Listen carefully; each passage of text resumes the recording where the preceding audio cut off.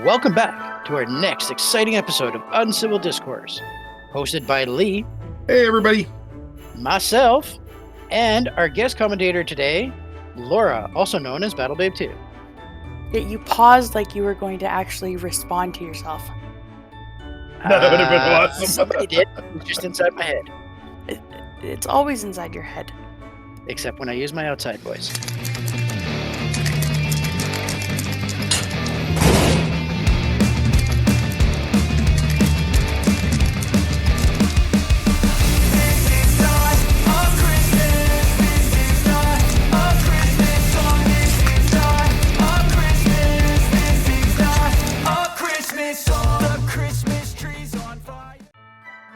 Four special announcements. Well, regular season is over, so we do have some games to break down for week 10. And then we have some interesting information about how the playoffs are going to be done, as well as giving you some information on our prediction quality. This leads us off into our matches from the prior week. Lee, take her away.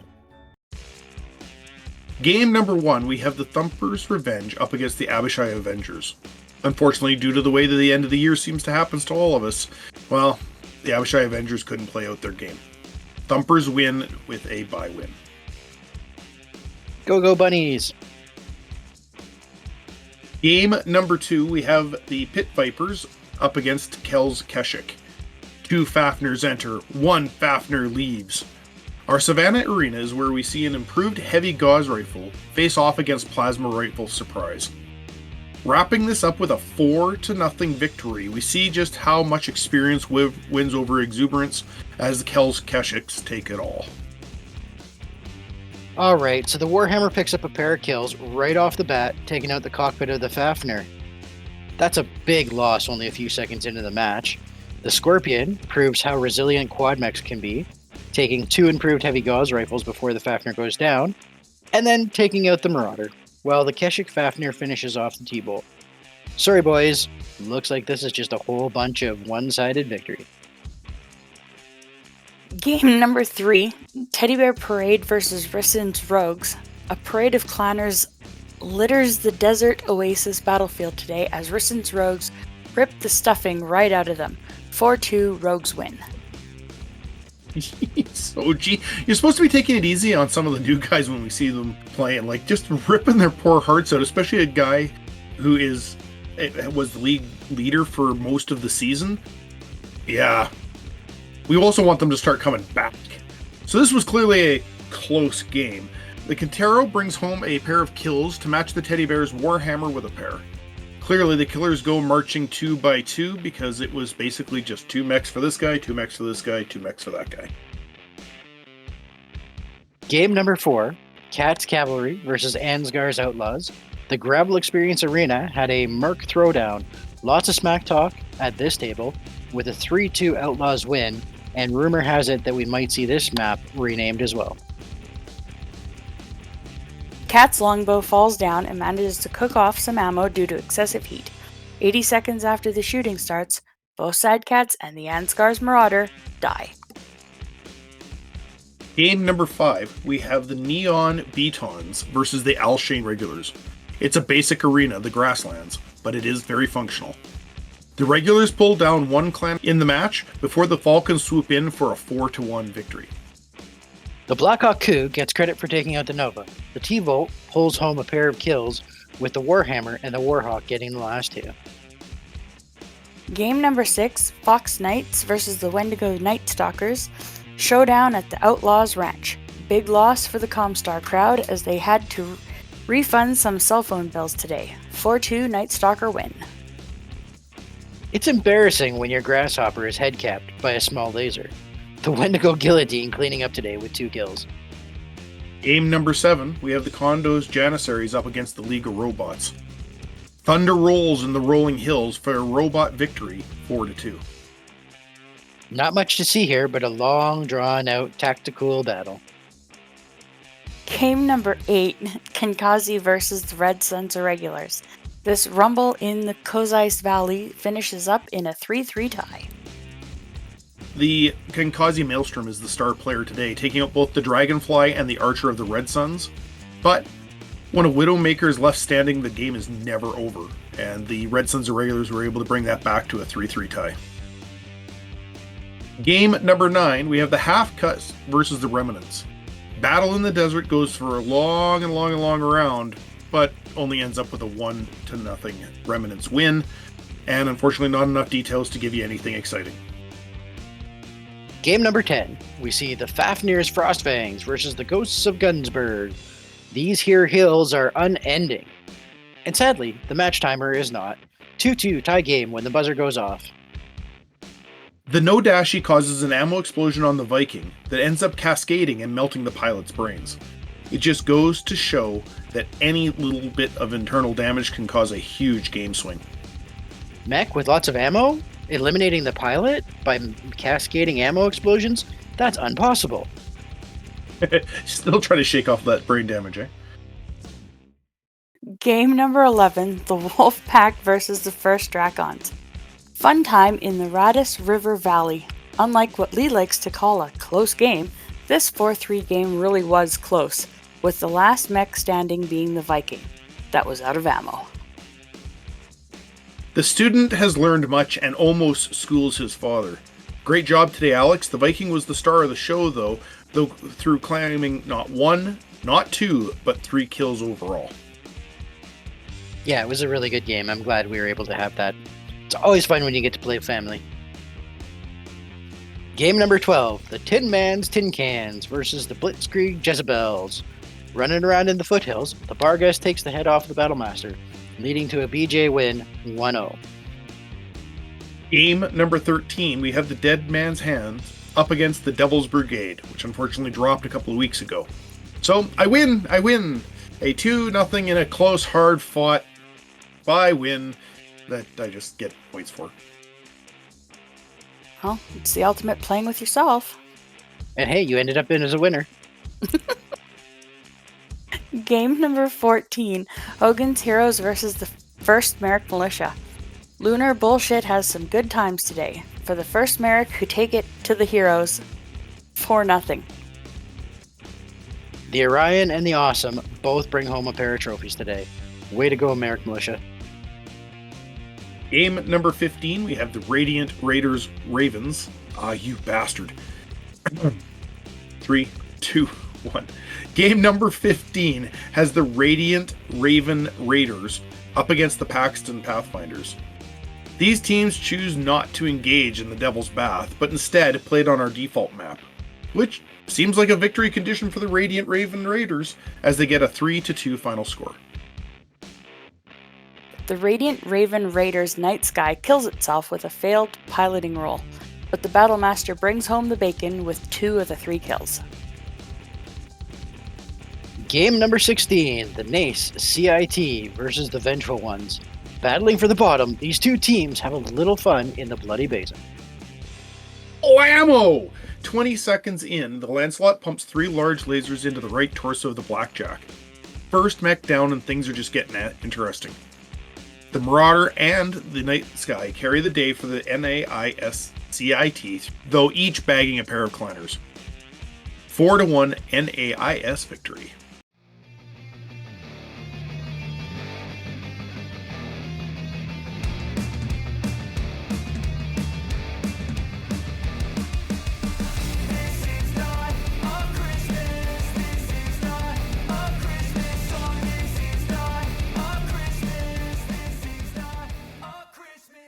This leads us into the playoffs, baby.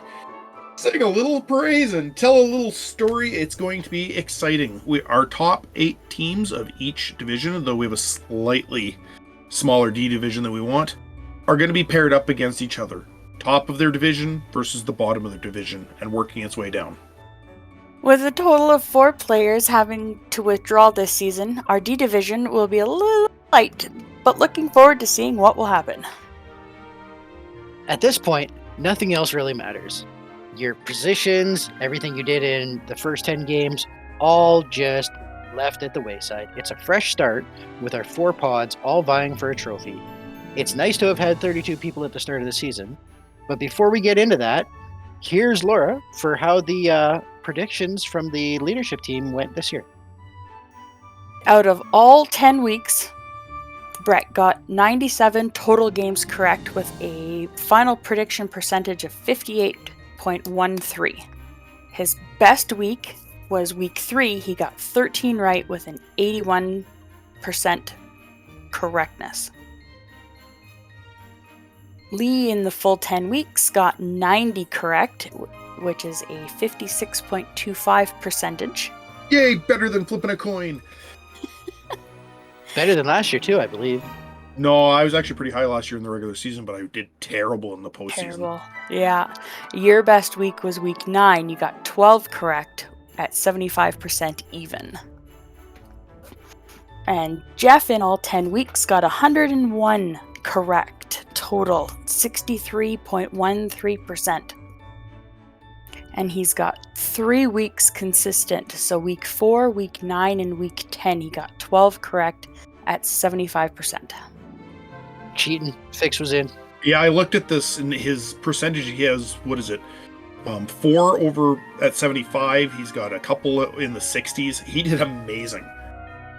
Yeah, he was pretty consistent. Like, his worst week was 8 with only 7 correct, and that was 43%. Week 8 kind of threw all of us for a loop, though. Yeah, none of us did well on week 8. No.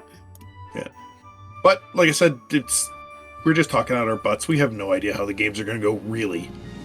That's what Lee says. But you were talking about where the teams sit in the particular divisions for the playoffs.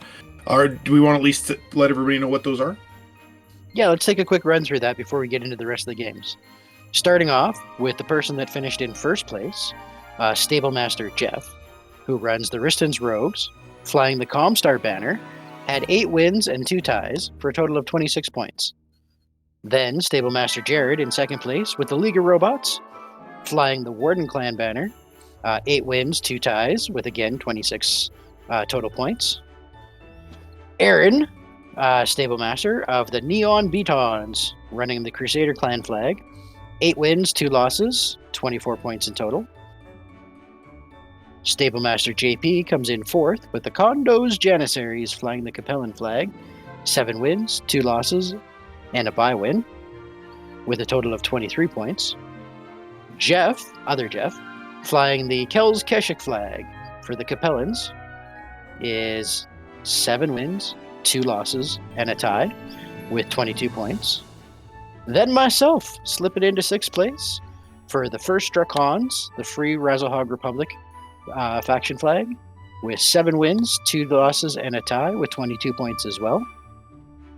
Our Stablemaster Darren, running the Teddy Bear Parade Warden Clan flag, has 7 wins, 3 losses, for 21 points.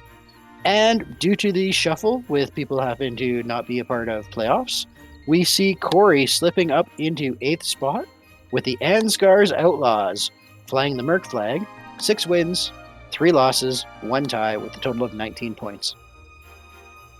Moving into the B division, I ended up coming in the top of that one when everything was shifted around with the Dead Man's Hands, representing the St. Ives, with 5 wins, 4 losses, and 1 bye win, for a total of 17 points. Just below me in 10th place, we have Jay with the Wendigos Nightcrawlers, representing their periphery, with 5 wins, 4 losses, and a tie, sitting at 16 points. Brandon moves up quite rapidly in his last couple of games to take over 11th place with the Radiant Raven Raiders for the Free Worlds League, 5 wins, 4 losses, and 1 tie, also for 16 points. Heather with the Blitzkrieg Jezebels is sitting in 12th. That's a Lyran Lance with 3 wins, 4 losses, 1 tie, and 2 bye wins for 14 points. Gary in 13th place with the Red Suns Irregulars, representing the Warden Clan. 4 wins, 4 losses, 2 ties for 14 points. Moving on to 14th place, we have Matt with Cats Nightingale's Cavalry. They're one of the Merc units. 4 wins, 4 losses, 2 ties for 14 points. Paul, who had an amazing last 5 games, with the half cut pulls into 15th place. Crusader Clans with a Plan, 4 wins, 5 losses, 1 tie for 13 points. And rounding out the B division, we have Devon in 16th place with the 1st Merrick Militia. It's the Free Worlds League. With a 3-5-1-1, so 3 wins, 5 losses, 1 tie, and 1 bye win. It comes in at 12 points. And starting off C Division in 17th place, we have Carlo with the Alshane Regulars, which is the Draconis Combine. 3 wins, 5 losses, 1 tie, and a bye win, with 12 points total.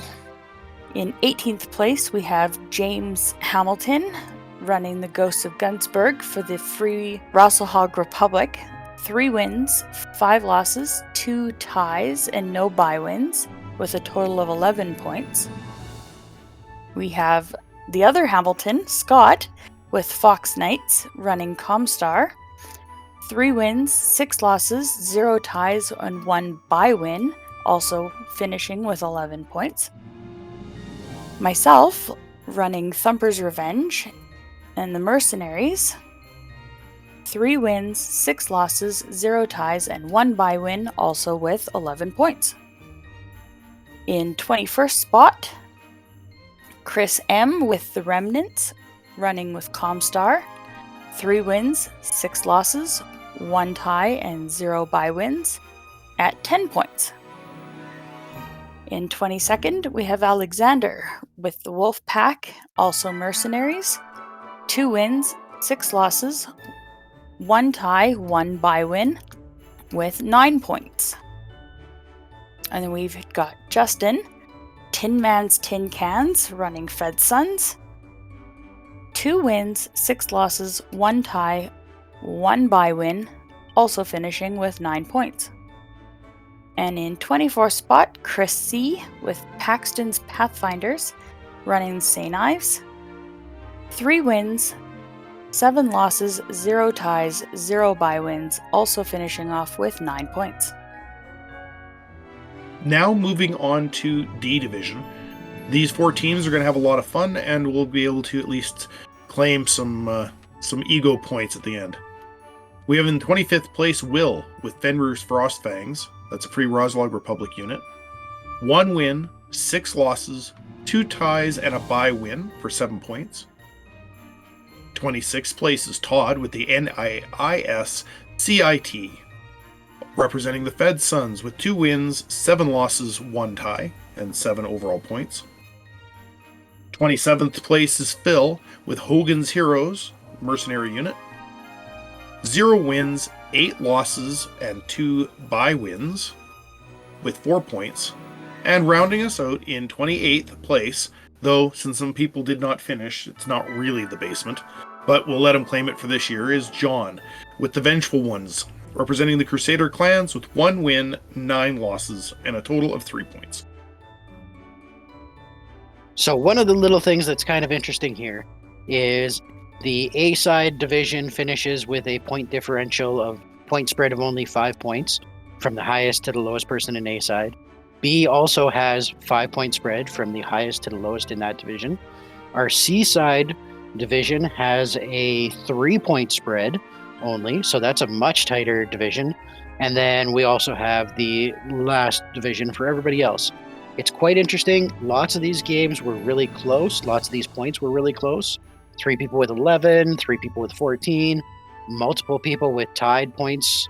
So the final scoring is a points for versus points against for differential when you do have people that are tied.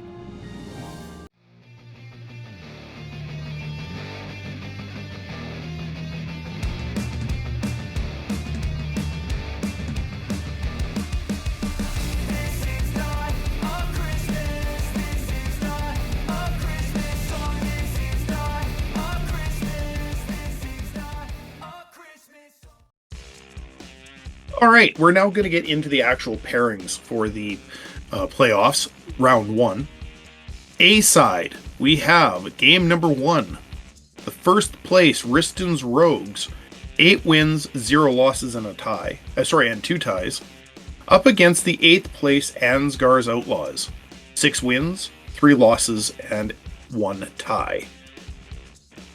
I can't vote against Jeff quite yet. I think he's got the game well locked down. The Ansgar's Outlaws have a great unit as well. They could cause an upset, but I think this one's going to be the Riston's Rogues, and I think it's going to be a 4-2. Wait, is this 2 seasons in a row that Riston's Rogues has finished undefeated? I think so. Man, we got to make that guy lose something. I'm thinking left foot. Slow him down a little bit. Both feet, bring him down to a reasonable height. That being said, I don't think this is going to be the place to start. I'm also going with a Riston Rogues, actually 4-1 victory, though. I think he is just going to roll over the Outlaws and send them back crying to the ranch. Ooh. You can call 4-0 if you want, just to be different. Yeah, but I always like voting for the underdog, so I almost want to just call for the Outlaws to win, but it's Jeff. And he's tough. And I've yet to face him in 2 seasons, so I'm good. But, I think Riston's Rogues is going to go, and I actually think it might be closer than you guys think. I'm actually going to go 4-3. Oh, she's praying to the dice gods to try and give the Outlaws a little bit of luck. Yeah, I see that. Game number 2, we have the second place League of Robots, 8 wins, 0 losses, 2 ties, the other undefeated team for the season, up against the 7th place Teddy Bear Parade, a team that was leading the league for many weeks, with 7 wins, 3 losses. I'm going to say this is probably one of the best fights of the week. We have 2 clanners going at it. The Teddy Bear Parade are always scary, but the League of Robots have been really dominant. When I played them earlier in the season, they just made me eat my own feet. They were just way overwhelming. I'm going to actually say League of Robots are going to win this one, I think, because their accuracy with their weapons are a little bit better. I think they're going to end up taking it. I think every game this week is going to be high scoring. I think it's going to be 4-2. Because I think once the wheels fall off the Teddy Bear Parade, they're not going to be able to pick up much. See, I don't think League of Robots is going to be able to take care of Grumpy Bear before he gets in there and just starts rip-roaring with those Ultra 20s that he's got. I'm going to go Teddy Bear 4-3. I have played both of these teams this year, and both of them are tough. But I have to agree with Lee and go with League of Robots. But I'll agree with Brown on the score. It's going to be 4-3. Game number 3, we have the 3rd place Neon Betons with 8 wins, 2 losses, 0 ties, up against a bit of a quick riser at the very end. The 6th place First Dracons, 7 wins, 2 losses, and a tie. Well, Brett, I like you the way you play. I think you're going to do well. The problem is Aaron's got just a monster lance. An absolutely destructive lance. The clans have come in ready to kill things. I think it's going to be the Neon Betons, and I think it's going to be a reversal. It's going to be a 4-2 against you. No way. Neon Betons beat me early in the season. That was the game that I failed like 18 piloting rolls. I'm all done with those dice now. I'm in the playoffs. I'm going to have a decent game. I'm not going to fail drastically due to those dice rolls. So this is going to be a 4-3 Dracons victory as I send the Beatons crying into their pop. All I have are the numbers, because I don't know. Did I actually play you, Brett, this year? Because if we Not did, this year. it was not that memorable. I have to go with Aaron. I'm sorry. But it will be 4-3. It's a Warhawk he's using, and that thing is just, with camouflage, it's a beast. Yeah, well, I'm hopeful Brett can get 3 kills. But he's not going to win. Game number 4, we have the 4th place Condos Janissaries. They've got 8 wins, one of which was a bye, 2 losses, 0 ties, up against our very own Jeff with the 5th place Kells Keshik with 7 wins, 2 losses, 1 tie.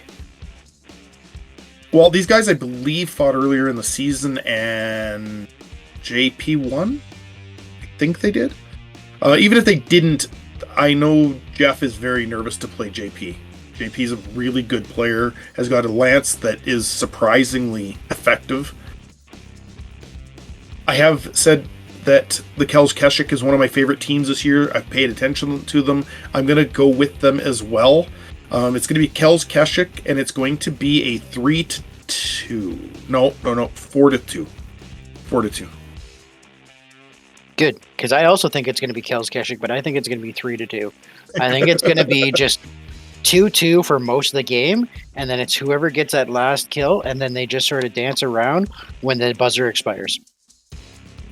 Well, the nice thing about playoffs is there's no ties, so you can't cop out by saying nobody wins. That's true. But are you going to be counting by pips or crippled mechs at that point? Oof. That's the next call.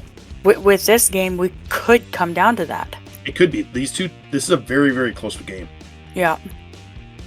I think it's going to be condos, though. I think JP's gonna win, but it'll be 4-3. All right, and before we get into B-side, we should actually touch base on those points of the conversation as well. We do not accept ties in playoffs. So, kills count, kills matter. They are the first and foremost definitive way of finding the final score of a match. After that, we start looking at crippled mechs. If a mech is crippled, so if you've got 2 kills and I've got 2 kills, but I've got a crippled mech, congratulations, you get the win. If that doesn't have a definitive winner of the game, then we will go down to finding out pips of damage taken. Who has done the most damage as a final tiebreaker. Now, on to B-side. Game number 1, we see the Dead Man's Hands with 6 wins, a bye win, and 4, one of which was a bye win, and 4 losses, versus the first Merrick Militia, 4 wins, one of which was a bye, 5 losses, and 1 tie. Well, I actually didn't expect to be quite this far up when I moved into the B-side bracket for the last half of the regular season, so my confidence was really blown there for a while. I think I'm going to win. I have to call myself. It's the playoffs. And I'm going to say it's going to be a 3-2. This is a tough one. Again, all I've got is numbers to go by. I think you would have had a really fun game playing either of these players this year. Oh, I absolutely agree. Yeah, I think Lee's gonna take it. He's just got a little bit more skill. Good dice or bad dice, he still has better tactics. I think it's actually going to be a 4-2. So, Lee, I think you're going to be playing the random games after round 1. You have notoriously bad luck against new guys when it matters. And Devin is new to us. He's got enough of knowledge of Battletech that he's going to be able to make use of that. And I think it is going to be a 3-2 Merrick Militia with the Dead Man's Hand playing with the other non-winners in round 2. Game number 2 takes us into the Wendigo Night Stalkers, 5 wins, 4 losses, and a tie, versus Half Cut with 4 wins, 5 losses, and a tie. Almost exact records, and it just will see how this one plays out. Wendigo's Night Stalkers, I believe, is Jeff's favorite team. It's his buddy. It's his. He thinks that Lance should be an A-side team. Half Cut is just insane, right? Like, Paul's always doing something that surprises people. He's sometimes really aggressive and knocks everybody on their teeth, and sometimes he's kind of tries to feather it in. Wendigo's Night Stalkers just get on you. Their heavy PPCs are brutal. I'm going to say Half Cut is not going to be as lucky as they have in the last 5 games, and the Wendigo's Night Stalkers are going to beat them. It's going to be a 4-2, because I don't think Paul's going to be able to really recover when Wendigo's Night Stalkers takes the breath out of his initial charge. Yeah, I think Paul is crazy, though. He could pull something out of his hat and win. He has clan tech. It's not like it's impossible for him to be really effective. Heavy PPCs versus heavy lasers. I mean, it's both hard-hitting weapons. Paul, I hope you do a good job, but I don't think you're going to win. I'm going Wendigo's Night Stalkers, but I don't think it's going to be a full kill. I think it'll be 3-2. So this one, I am going to vote also for the Night Stalkers in a 3-3 victory. Oh, so to score to time and then having to count. Yep. So game number 3, the Radiant Raven Raiders with 5 wins, 4 losses, and a tie, versus Cat's Nightingale Cavalry, 4 wins, 4 losses, and 2 ties. I played both these guys this year, and I lost to both of them. Brandon has extremely good range mechs. Very, very powerful, because they combines them all into a single target. His ATMs hit very hard, and his avatar with the dual gauze rifles it's just really accurate. Cat's Nightingale Cavalry has that unfortunate longbow, which I think has failed him a few times. But Matt's a great player. I really like him. This is going to be a close game, as long as Cat's Nightingales can weather the storm to get in range. If they do, I think it's going to be a 4-3 victory for the Radiant Raven Raiders, because I think their lance is a little bit better put together. I think Cat's actually going to take it. I think some luck is going to swing his way, and maybe he won't lose the same mechs this game as he has the last. Because he's got that side cat, same as mine, doesn't he? Yep. Yeah. And the other longbow with the MMLs. We don't talk about the inefficient heat longbows. They just don't count. But no, Cat's going to take it. But I agree. It'll be 4-3.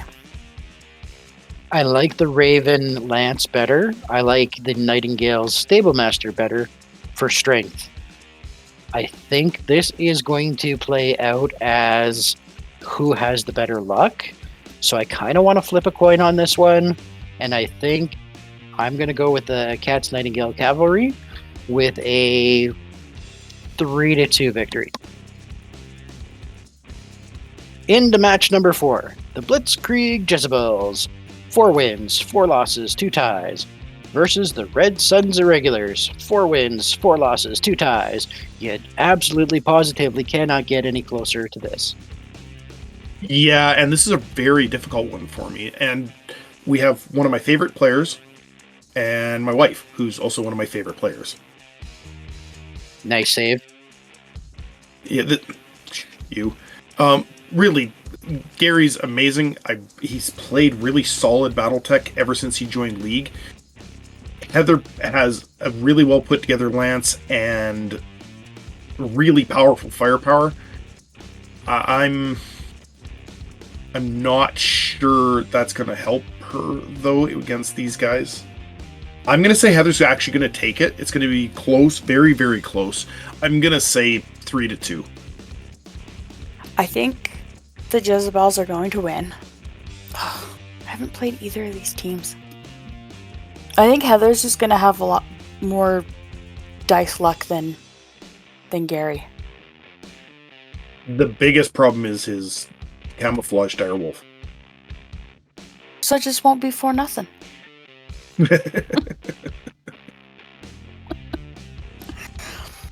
No, I don't think Gary's going to be that horrible that he won't be able to kill something of Heather's. Ugh, I hate completely agreeing with anybody, but yeah, 3-2 for the Jezebels. And I think these two are going to have a fantastic game. However, I think it's going to end up being a 4-3 Red Suns Irregulars victory, with the Widowmaker being the last mech standing and the Jezebels just not being able to dig it out of its hidey hole. Yeah, I think she's going to have to get lucky and get that Blitzkrieg in behind it, where make it move. Map selection may actually play a super factor into this.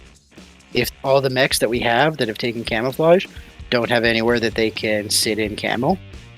Yeah, it's going to be really interesting how that works out. Open desert. No hiding at all. Or not hiding. No trees or nothing. You can just wide open space. Free for all. Seaside, best side. Let's look at the division that could possibly have the most fun.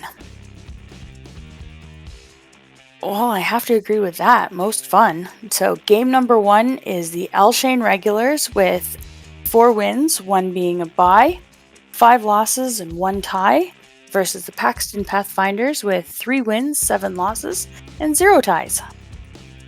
Well, I gotta say, if Chris C with the Paxton Pathfinders can get a win in the playoffs, he'll have had his most successful season ever. I think he's definitely playing a lot better than some of the games that I have been able to watch earlier in the season. Alshane Regulars is a tough team. This is pretty lopsided. I'm going to say Paxton Pathfinders find a way to victory, though. Chris can do it. I can see him getting into the semifinals. And he's going to win it, I'm going to say 3-1. Carlo's actually doing better than his standings actually reflect. He has had some tough opponents that he's come up against. And so have I. That's why I'm down here with him in the C division. I think Alshane's actually going to win. I think it's going to be 3-2. It's going to be super close. So this game is going to definitely not go to time. It is going to be a 4-2 Alshane Regulars victory. Carlo has a really strong grasp of his lance and the game. Chris has had the best season he's had, but he's really struggled with his lance construction from the beginning. It's taken him all season to try and get the lance into a point where it's cohesive for what he's looking for, and even then it's not what he should have started with. He's done phenomenal, but I don't think he's going to squeak past this round. Good luck to both of these players.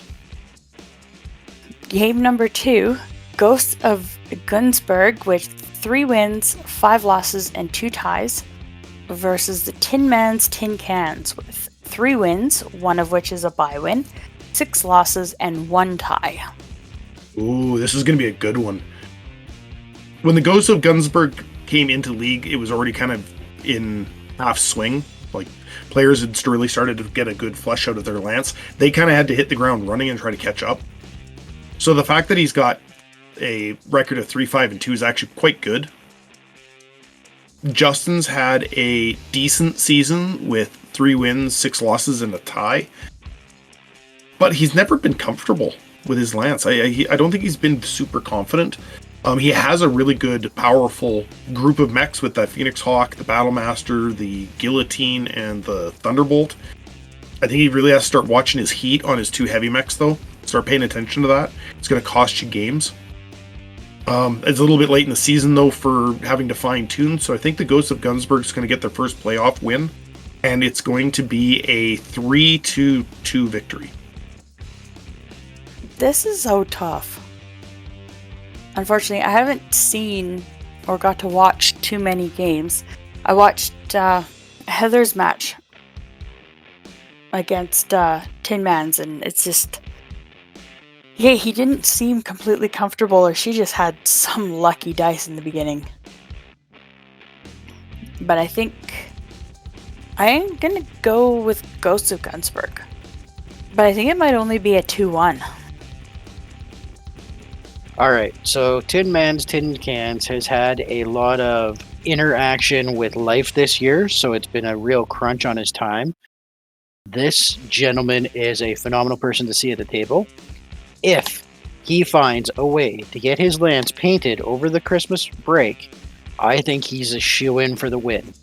I will bet on Tin Man's Tin Cans painted mechs stomping to a win with a 2-1 victory. 2-1? 2-1. Wow. But if they show up unpainted again, I think it's definitely going to go to the Ghosts. Oh, you think the paint is the He's a 40k player. Paint is all. Yeah. Hey, there's points for that in that game. Red ones go faster. Red ones go faster, and you score 10 points out of a top maximum 100 for having it painted. Well, good luck to both teams for that game. Game number 3, Fox Knights with 4 wins, 1 of which is a bye win, 6 losses and 0 ties against Alexander's Wolf Pack. Arroo! 3 wins, 1 is a bye win, 6 losses, and 1 tie. Oh, this is a great matchup. I think you guys are right. Seaside probably is the best side because these matchups are really good, really close in skill levels. I'm gonna go with the Fox Knights. I really can't explain too much as to why. I just see it in my head being a stronger lance. So I'm gonna say Fox Knights gonna win it, and they're going to win a 4-2 closely fought battle. I don't think his two mechs that he has left are going to be in very good condition. Yeah, they'll be counting to see how much armor is left on their mechs at the end of. But I gotta go for Alex. He won last year. He's not 100% comfortable with his lance this year. He falters a little bit. But I think tactically, he's the better player. But it's, definitely going to be close. I think it's actually going to be, I'll go 4-3. So Alex and the Wolfpack took Comstar to B-side victory last year. So he is definitely comfortable with how that faction plays that he's going up against. He's not as impressed with his lance as he thought it was going to perform this year, but he is kind of thugging it right down the road, which is kind of what you have to do against Comstar. If you can just pound in and just take the hits while you're closing, if you can get inside their network, that takes away a big part of their bonus.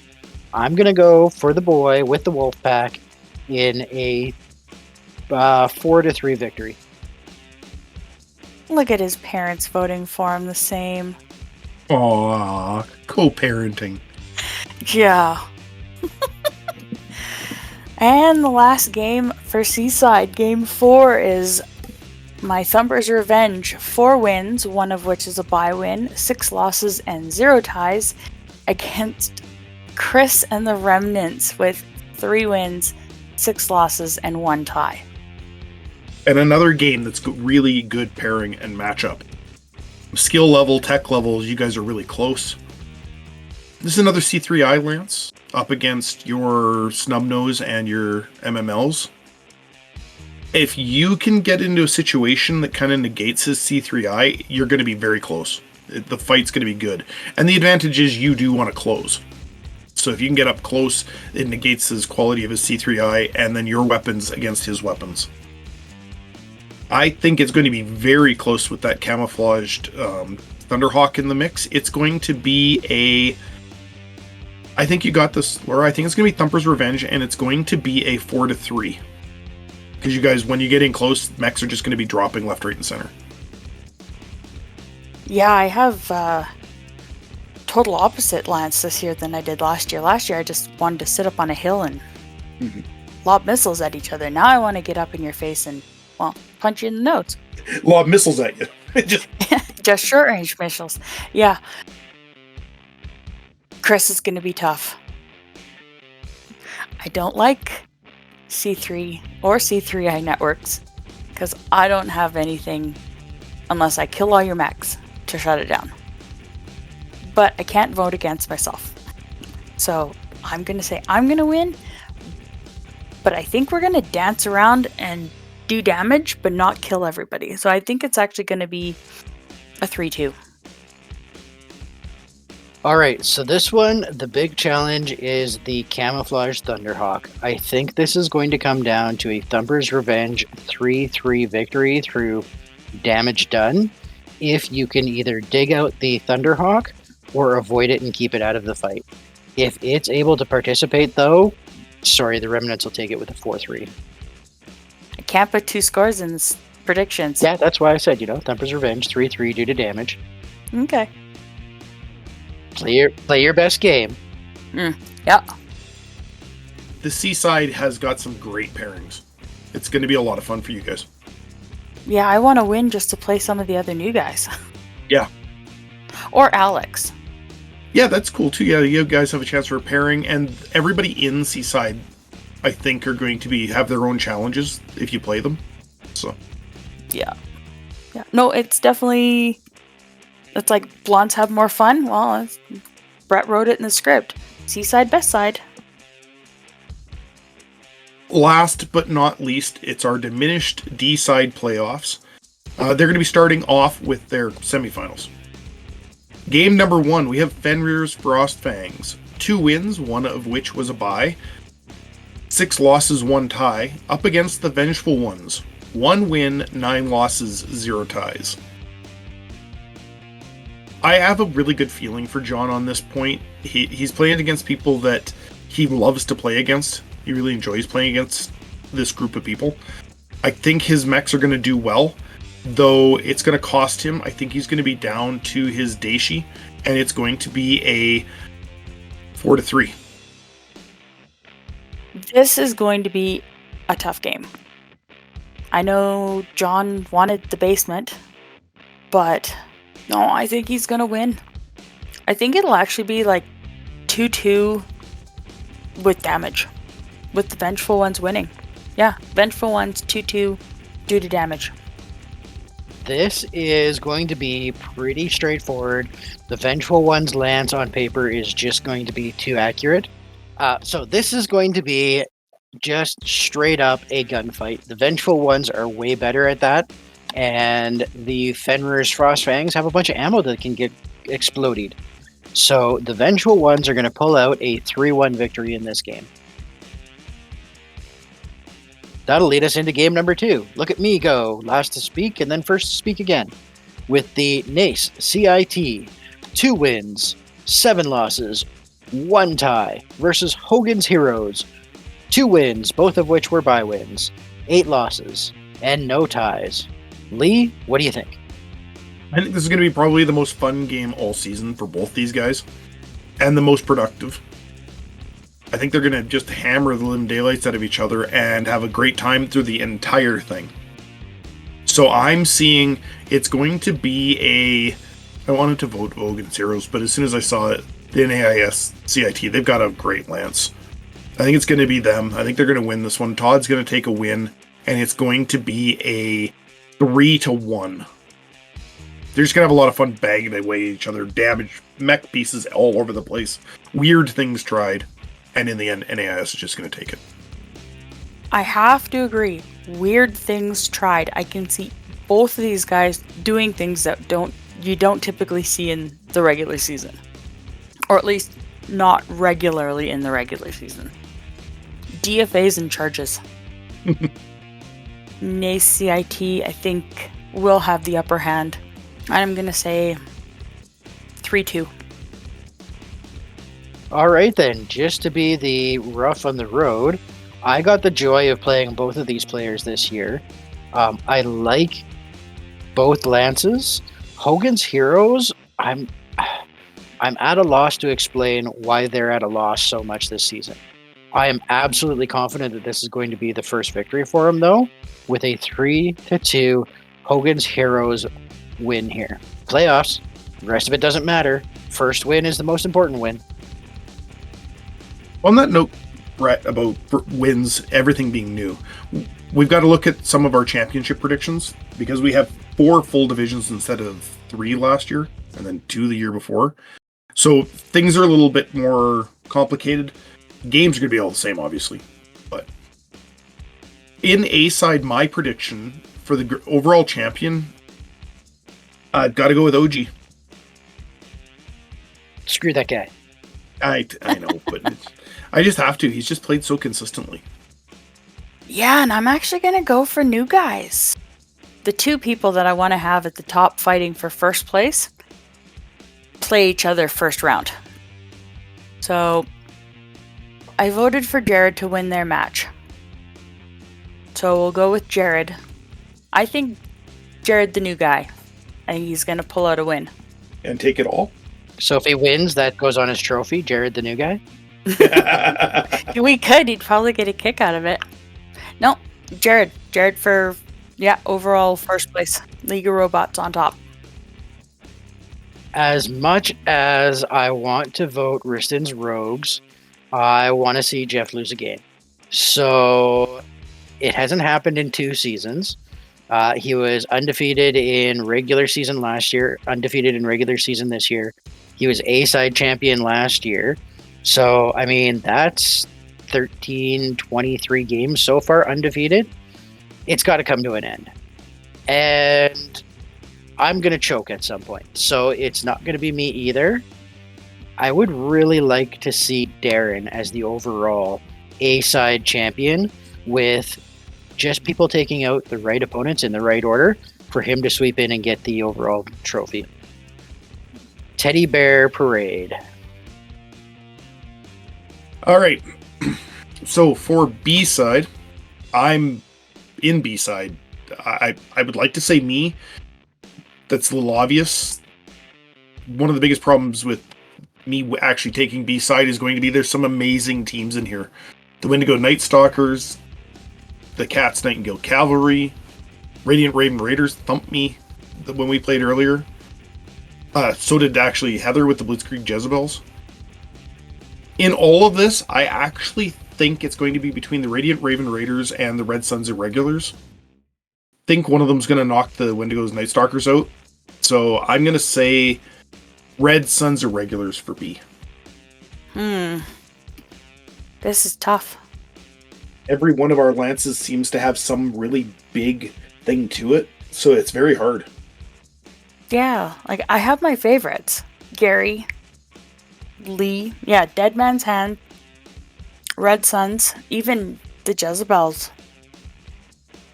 Actually, I think Heather has enough to take it. I'm gonna say Blitzkrieg Jezebels for B-side. This could very easily end up with one of three teams, I think. Either the Wendigo Night Stalkers, the Blitzkrieg Jezebels, or the Red Suns Irregulars. I think Gary's going to clip Heather out in round one, though. And then we might see Wendigo Night Stalkers versus Red Suns in round 3. And Gary just taking home the win. Red Suns Irregulars. C side being the best side, that could very well be in this group of players. Well, the top team, I think, for overall standings after week 5 was actually a Thumper's Revenge. I think everybody else was below her in the standings, so they were all busy looking up at her as she was playing with the big guys. Ghosts of Gunsberg have been slightly tested. Fox Knight's definitely going to be a challenge. I think in the long run, actually, Laura, I'm going to say this one's going to be your year. Thumper's Revenge. I think your lance is really strong, and I think everybody else is a little bit stumbly. That's a tough one. That's a bit of a pedestal. I don't disagree. I do have a fantastic lance. It's the best one I've had in three seasons. I'm the most comfortable with it.